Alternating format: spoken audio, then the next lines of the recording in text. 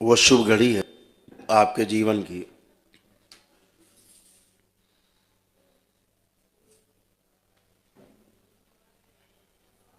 जिसके लिए बार बार मनुष्य जन्म लेता है।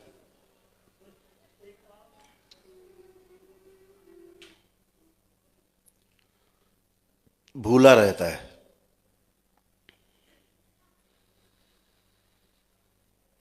ठीक से देखें तो मनुष्य का जो जन्म है वो बेहोशी में होता है। इसलिए आपको आज तक याद नहीं कि आपका जन्म कैसे हुआ। और मनुष्य की जो मृत्यु है, अगर वह मनुष्य समाधि को प्राप्त नहीं है, मानव नहीं बन पाया है, तो उसकी मृत्यु भी बेहोशी में ही होती है। ध्यान रहे, जिसकी मृत्यु बेहोशी में होगी उसका जन्म भी बेहोशी में ही होगा।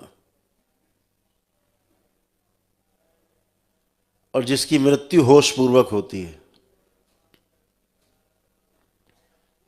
पूरे होशो हवास में होती है, जानबूझकर अपने शरीर को छोड़ता है, शिव की बताई हुई 112 विधियों में से किसी एक विधि में पारंगत होकर होश पूर्वक पूरे होशो हवास में अपने इस शरीर का त्याग करता है,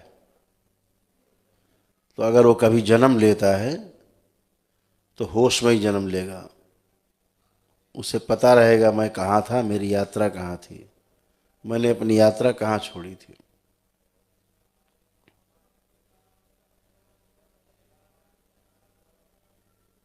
इसीलिए आपने तमाम किस्से कहानी सुने होंगे महापुरुषों के, कि जन्म लेने के बाद उनकी तमाम तरह की लीलाएं शुरू हो गई,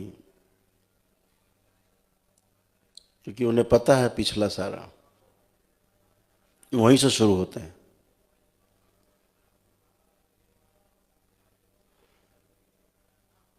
तो जिस लिए जन्म आपका हुआ आपको पता नहीं, क्योंकि बेहोशी में मृत्यु हुई और बेहोशी में जन्म लिया है। लेकिन ये सुअवसर है कि आप जब कभी भविष्य में अपने इस नश्वर शरीर का त्याग करें तो पूरे होश पूर्वक करें, ताकि जन्म लेने की बाध्यता न रहे। जन्म अगर लेना भी है तो पूरे होशो हवास में लेना है। जन्म नहीं लेना है तब भी होशो हवास में अपने को आगे बढ़ाना है और इस मानव समाज को भी आगे बढ़ाना है, सृष्टि को आगे ले जाना है।